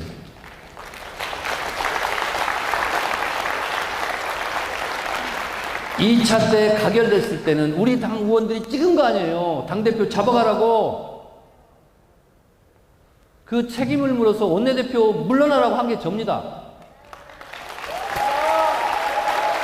그리고 일주일 만에 홍익표 원내대표 세우고 당을 수습한 게 접니다. 단식할 때 건강은 괜찮은지 오후 3시, 4시 되면 저 혼자 들어가서 둘이 1대1로 앉아가지고 눈빛을 제가 봤습니다. 건강은 괜찮은지, 더 버틸 수 있는지. 둘이 그때 1시간씩 얘기했습니다. 다 물린 상태였어요. 그리고 녹색병원에 입원했을 때 제가 찾아갔어요. 그래서 제가 얘기했습니다. 체포 동의안이 가결됐는데 법원에서 영장이 기각될 수도 있고 인용될 수도 있는데 두 가지 경우가 다 있습니다. 기각이 되면 다시 돌아오는 거예요. 그래서 가결표에 앞장섰던 사람 다 제가 징계하자고 그랬어요. 인용이 돼서 감옥에 가면 옥중 출마라고 했어요, 제가. 그리고 면회할 사람도 제가 변호사 출신으로 잡아놨습니다. 절대로 당대표를 사퇴하면 안 된다. 그리고 공천은 옥중에서 결재하자. 그렇게 얘기해서 누군가 저한테 이렇게 하지만 이재명 대통령을 지킨 것도 저고 끝까지 지킬 사람도 저는 정청래라고 생각합니다.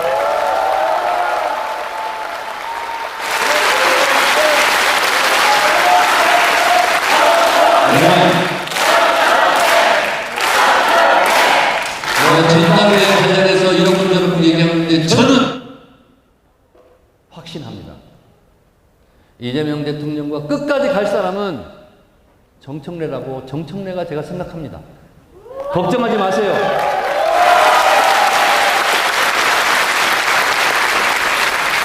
어쨌든 이재명 대통령이 그 천신만고 끝에 내란 겪고 다 하면서 제가 법사위원장 했잖아요.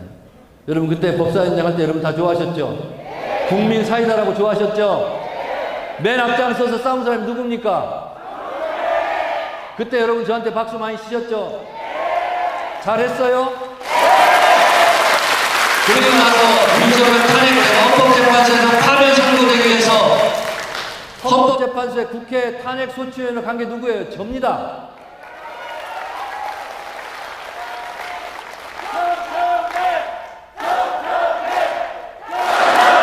여러분 제가 헌법재판소에 나가면서 윤석열 파면 선고를 위한 국회 측 탄핵 소추위원으로 윤석열과 맞은편에 앉아 있으면서 제가 느꼈을 역사적 무게감, 제 집사람한테도 얘기 안 했습니다. 너무너무 무거웠어요. 혹시 잘못되면 다 나 때문에 그런 건 아닌가, 그런 생각을 많이 하면서 정말 국민과 함께 광장에서 어깨 걸고 윤석열을 파면했습니다. 여러분, 대통령을 파면하는 것은 국가적으로 손실입니다. 문영배 헌법재판소 소장 대행이 이렇게 판결합니다.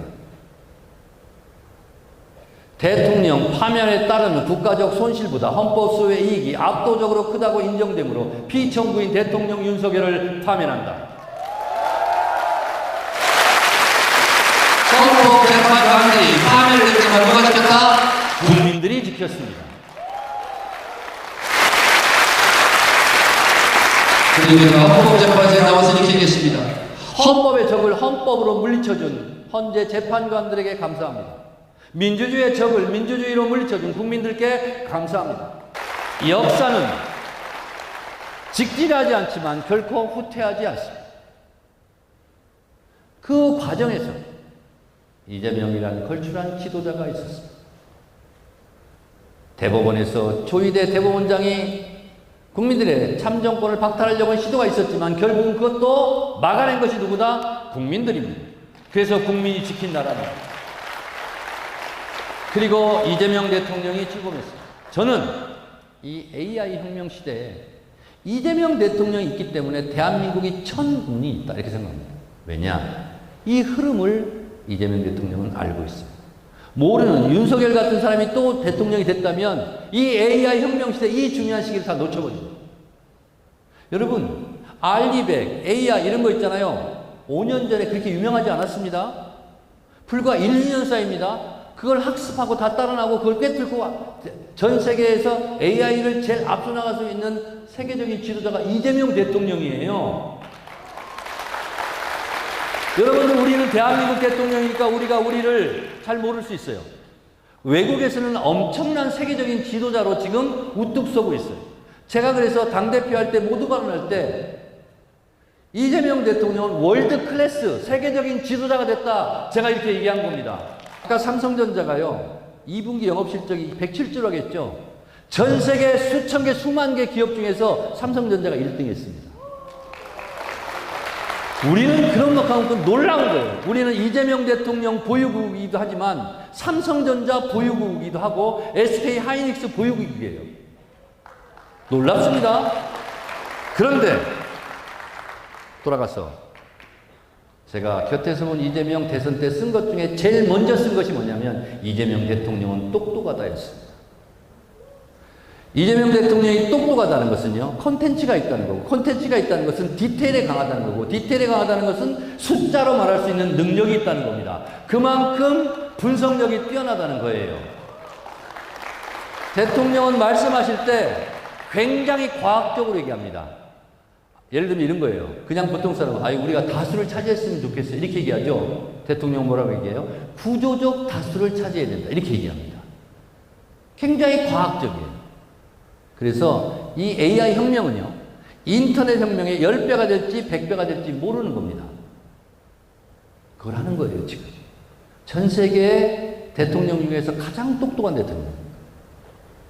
이재명 대통령은 조건을 다 갖추고 있어요. 우리만 똘똘 뭉쳐서 대통령을 민다면, 대동단계에서 민다면 성공한 대통령, 세계적인 지도자가 될 수 있는 가능성이 충분히 있다. 그러니 이재명 대통령을 중심으로 똘똘 뭉치자 이 말씀 먼저 드립니다. 자, 이재명 정부가 성공하고 이재명 대통령이 성공해서 국민이 행복하고 그러니까 우리가 AI 3대 강국이 되고 그리고 10위권을 넘어서 5위권의 경제 대국이 되려면 이재명 대통령 5년도 성공해야 되지만 이재명 대통령을 이어서 우리 민주당에서 민주정부가 나와야 되잖아요. 그럼 총선도 이기고 대선도 이겨야 되죠. 그러면 어떻게 돼요?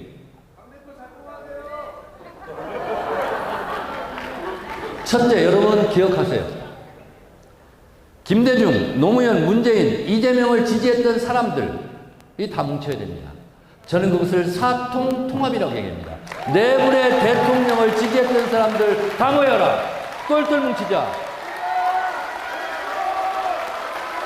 김대중 지지자, 노무현 지지자, 문재인 지지자, 이재명 지지자 다 한 뿌리 아니냐. 같이 모이자. 우리끼리 싸우지 말자. 우리끼리 분열하지 말자. 우리끼리 조롱하고 혐오하지 말자. 이게 첫 번째입니다. 두 번째는 당 밖으로는 통합과 연대입니다. 통합할 곳은 통합하고 연대할 곳은 연대해야 됩니다. 그래야 더 커집니다. 이번 6.3 지방선거에서 연대하면 승리했고 분열하면 패배했어요. 울산은 연대해서 승리했고 평택은 분열해서 패배했습니다. 그래서 당 안으로는 사통통합을 하고 당 밖으로는 범민주 진보의 대통합을 이루어야 됩니다. 그래야 총선도 이기고 대선도 이기고 다음 민주정부 5기 민주정부 대통령이 나와서 이재명 대통령을 계승해서 다시 끌고 갈 수 있는 겁니다. 그러기 위해서는 민주당 정부는 민주당은 여당이든 야당이든 개혁당이 돼야 됩니다. 개혁민주당이 돼야 돼요. 제가 1년 동안 개혁 당대표를 찍고 그 어렵다는 검찰개혁, 언론개혁, 사법개혁 하나도 하기 있는데 그것을 1년 동안 거의 다 했습니다. 개혁은 자전거 페달과 같아서 자전거 페달을 밟다가 놓으면 자전거가 쓰러지듯이 어제의 개혁을 다 했다고 해서 오늘의 개혁과제가 없냐? 그렇지 않습니다. 오늘의 개혁과제는 오늘 또 해야 되고 내일은 또 개혁과제가 밀물처럼 밀려옵니다. 또 개혁해야 됩니다. 개혁하고 또 개혁하고 그래야 더불어민주당을 지지하고 있는 지지자와 당원들이 신이 나서 선거운동을 할 거 아닙니까? 더불어민주당의 정체성을 지켜야 소위 말하는 집토끼들이 대동단결해야 밖에 있는 산토끼도 들어올 거 아닙니까? 기초가 무너지고 기둥이 무너지고 민주당의 깃발이 찢어지고 민주당의 정체성이 사라지면 담아야 될 그릇이 없지 않습니까? 저는 그래서 억울하게 컷오프 당했지만 탈당하지 않았습니다. 적어도 정청래처럼 일관되게 당을 지키고 억울함을 당해도 탈당하지 않고 민주당 깃발을 끝까지 부여잡고 있는 정청래가 내분의 대통령 지지자들을 통합시킬 수 있는 적임자다라고 저는 자부합니다.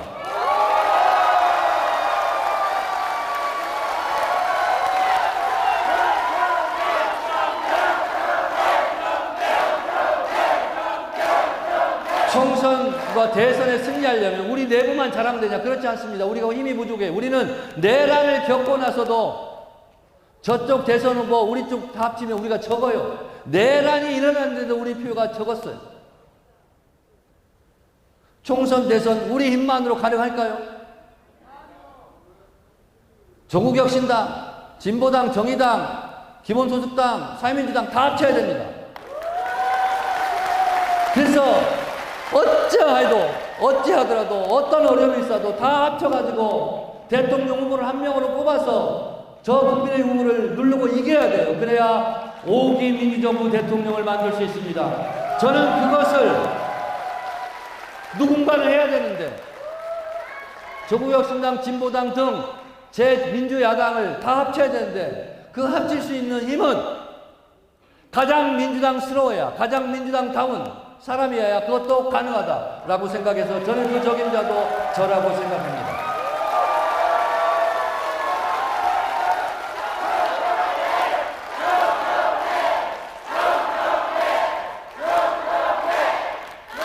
제가 당대표 전당대회 선거 기간 중에 제가 얘기했습니다.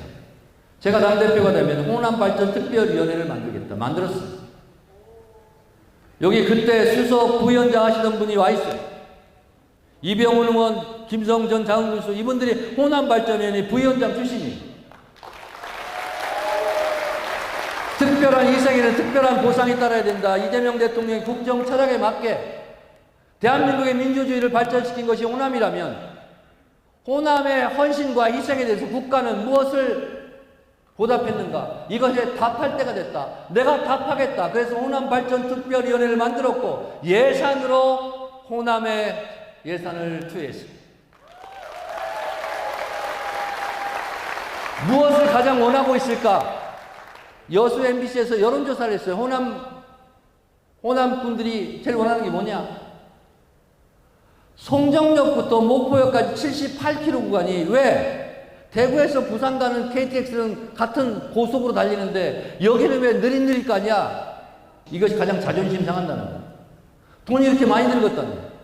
그래서 송정역부터 목포역까지 78km 속도 개선 사업 이거를 맨 첫 번째로 제가 했습니다. 호남발전 특위에서 그거 했지 않습니까? 그리고 한 사업이 너무 많습니다.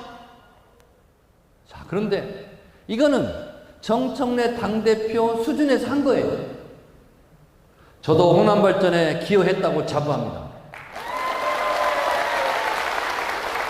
그런데 지금의 서남권 클러스터는 이것과 차원을 달리합니다.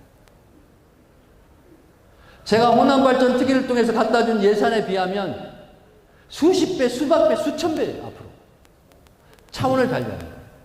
그래서 제가 이것을 어떻게 이름 붙일까 생각했습니다. 호남은 민주화의 성지고 특별한 희생과 헌신을 한 곳인데 그래서 민주주의 발전에 기여했는데 앞으로 대한민국의 100년 이제 대한민국의 미래 성장 대한민국의 경제는 앞으로 경제도 호남이 이끌어가겠구나 이런 생각을 했습니다. 앞으로 호남은 민주화의 성지이자 대한민국 강대국의 성지가 될 것입니다. 바로 이곳 호남에서 민주주의 혁명이 일어났다면 앞으로 대한민국 미래를 책임질 경제 발전의 혁명이 이곳 호남에서 이루어진다는 것을 여러분들이 알고 호남 민중으로서의 자부심을 가져도 좋다라고 제가 말씀드립니다. 여러분 감사합니다. 제가 검찰개혁, 사법개혁, 언론개혁을 할 수 있었던 것도 호남 분들이 밀어줘서 가능했습니다. 당대표 혼자 할 수 없습니다. 국민들께서, 민주당 당원들께서, 민주당 지지자들께서 개혁하라! 네, 알겠습니다. 당원의 명령을 받들어, 국민의 명령을 받들어 개혁하겠습니다. 그래서 개혁을 반대하는 국회의원이 있을지라도 밀어붙여서 여러분 검찰개혁 지금 구분응선을 넘었고 보안수사권 전면 폐지 100% 한다는 것을 여러분들께 약속드립니다. 대법관 증언 이거 하나도 수십 년 동안 못했어요. 대법관 늘리는 거 대법관들이 반대해요. 이번에 했지 않습니까? 검사들은 잘못하면 왜 처벌받지 않죠? 판사들은 재판 잘못하면 왜 처벌받지 않죠? 검사도 판사도 법을 어겨서 조사를 하거나 판결을 하면 판사, 검사도 죄를 받을 수 있도록 법 왜곡죄를 통과시킬 때 제가 당대표였습니다.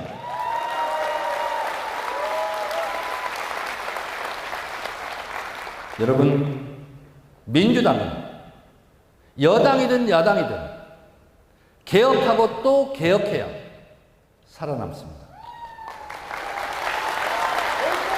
제가 지난 1년 동안 강력한 개혁 당대표의 깃발을 높이 들고 1년간 걸어왔다면 앞으로도 강력한 개혁 당대표의 깃발을 내리지 않고 더 높이 들어야 합니다.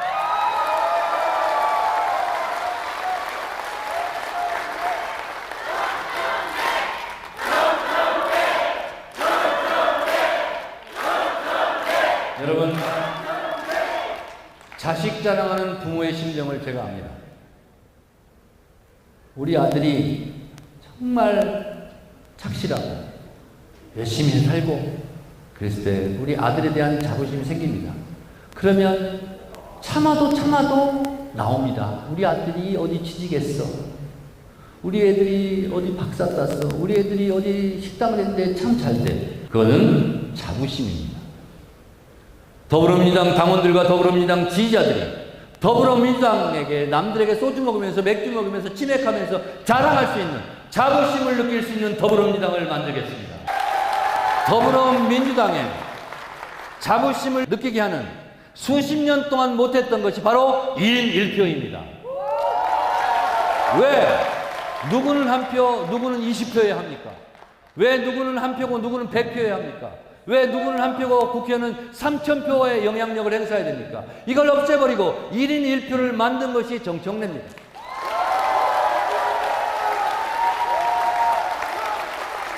제가 지방선거 전에 직지사를 방문했습니다. 차에서 내리자마자 스님 두 분이 저한테 합장을 하고 인사를 하면서 첫 멘트가 대표님 1인 1표를 만들어주셔서 감사합니다. 나무아미타불. 저는 검찰개혁 이것을 제일 1순위로 꼽을 줄 알았어요. 저의 성과, 업적. 그렇지 않습니다. 어디를 가도 1인 1표제 해주셔서 감사하다고 얘기합니다. 그것이 민주적 국민정당의 상징입니다. 1인 1표가. 여러분, 사람이 춥고 배고프고 못 먹고 못 살아도 참을 수 있는 게 있어요. 내가 평등한 대우를 받고 있다 하는 것은 견딜 수 있습니다. 그런데 아무리 내가 비단 옷을 입고 뭐 하더라도 왜 저 사람이 나보다 더 나아야 돼? 특혜를 받아야 돼? 이건 못 참습니다. 대한민국 국민들이 그래서 입시 비리와 병역 비리에 가장 분노합니다. 왜? 불평등하기 때문에 그렇습니다. 더불어민주당은 왜 지금까지 불평등한 표를 행사해야만 했습니까? 그것을 해소한 것이 1인 1표제이고 그것이 민주적 국민정당의 핵심입니다.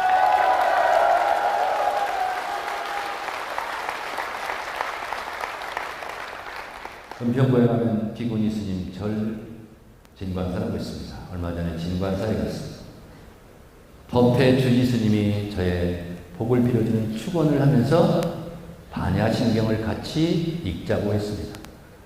반야신경을 제가 읽었습니다. 그 중간 대목에 하나가 이렇게 나옵니다.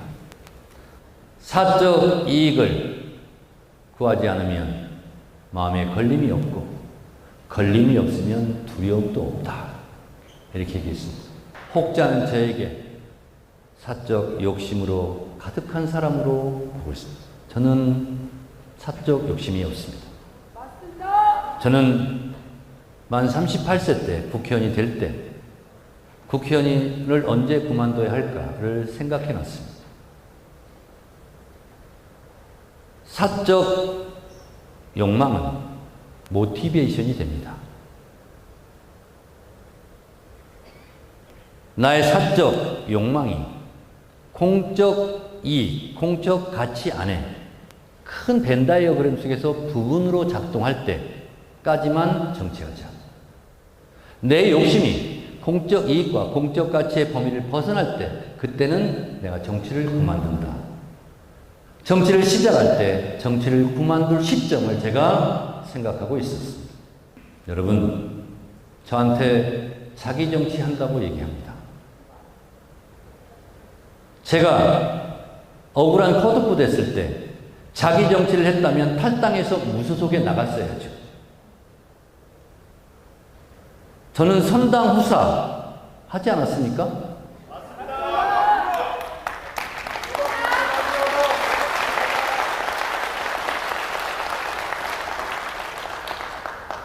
저한테 자기 정치 한다고 공격하는 분들께 묻겠습니다. 그러는 당신들은 100% 남의 정치만 했습니까?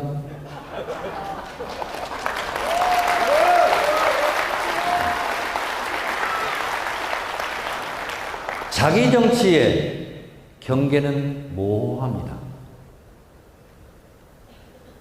적어도 저는 저의 전 재산을 버리고 제 몸뚱이 하나로 정치에 뛰어들었습니다. 저는 괜찮습니다. 여러분, 오늘 강연이 끝나고 돌아가시면서 유튜브에 나는 잠시 머문 바람이라는 AI 노래를 한번 들어보십시오. 요즘 제가 가장 즐겨 듣는 노래입니다.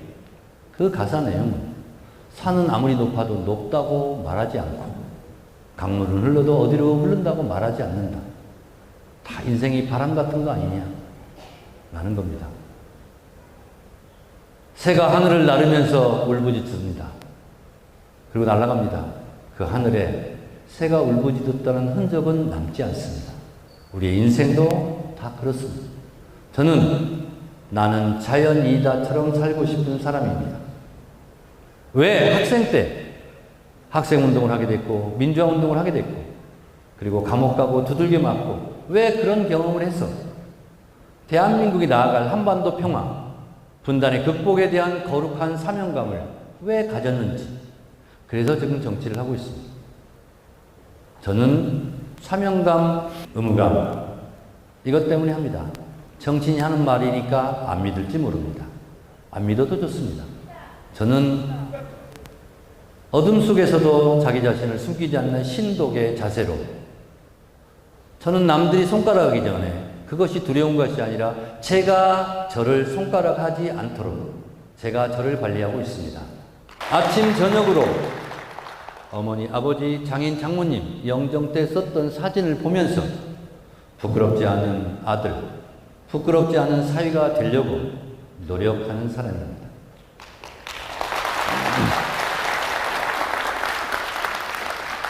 누가 나에게 이 길을 가라 하지 않았습니다. 그러나 대학을 가고 사회에 눈을 뜨고 민주주의를 알게 되고 하면서 제 스스로 뛰어든 길입니다. 그동안 넘어지고 자빠지고 공격받고 조롱과 멸시가 있습니다. 그런데 그것보다 더 큰 것이 한반도 평화, 대한민국의 행복, 민주주의, 그리고 검찰개혁, 1인 1표 이런 가치가 힘든 것보다 더 큰 무게감이 있기 때문에 제가 오늘도 이 자리에 서서 여러분들께 말씀을 드리는 것입니다. 여러분, 제가 뭐라고 이 귀한 시간, 불타는 금요일 날 이렇게 오셔서 1시간 넘게 제 얘기를 들으시면서 박수를 치면서 한 것에 대해서 정말 고맙습니다. 여러분, 오늘 제 얘기가 혹시 여러분들에게 아들, 딸에게 들려줄 얘기 몇 줄이 있다면 그래도 제 강의를 한 보람이 있을 것 같습니다. 여러분, 감사합니다. 고맙습니다.